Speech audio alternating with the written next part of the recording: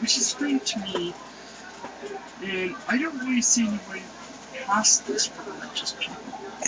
Oh, really? I gotta say, puppy, I watched the video all the way through, and he brings up a lot of good points that you just sweep under the carpet. And your whole probability fallacy, he's not saying this is what happened. He said that there's just as likely a chance that a super alien decided to screw with humanity just for giggles. And there's no evidence against that. But let's look at what he's really stating.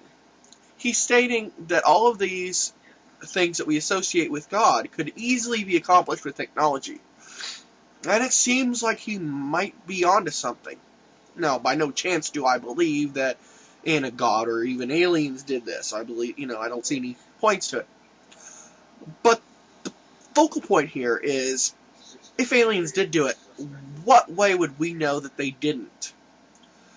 And you don't give up anything credible, except, oh, well, they'd have no reason to.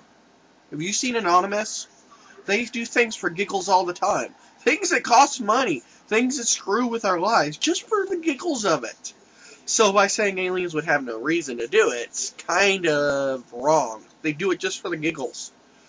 And the holodeck thing, we'll get to that. Does any being fancy enough could fake being God? This is another logical fallacy, this time on non sequitur, because could does not imply would, let alone did. Yeah, no logical fallacy here, puppy.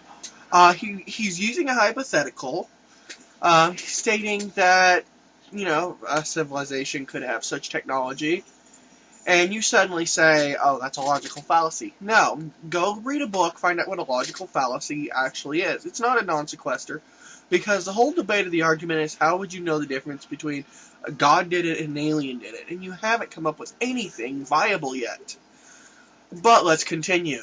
It ultimately live forever would never do this. It would not have a reason. And if it's that unbelievably advanced as Q from Star Trek allegedly is, it would be, at least from my point of view, unlikely that this team would waste its time.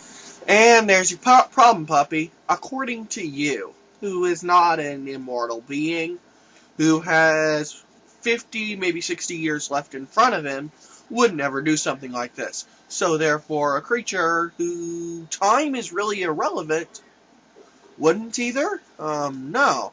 A creature who is infinite would do all things. By the very necessity that he's got an infinite amount of time to do such things. He would have, he would eventually do it because he would run out of things to do. That's quantum physics for you.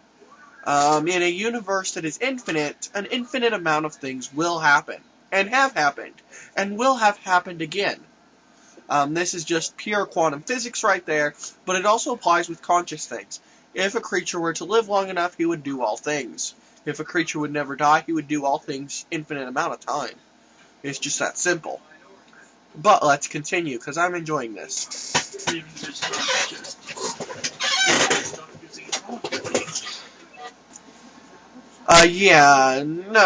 no. Science fiction is actually a very good way to determine reality, as long as a science fiction writer is skilled. For example, faster than light? No science fiction will ever even attempt that. They use warp or wormholes, which are possible. Quantum physics? Yes.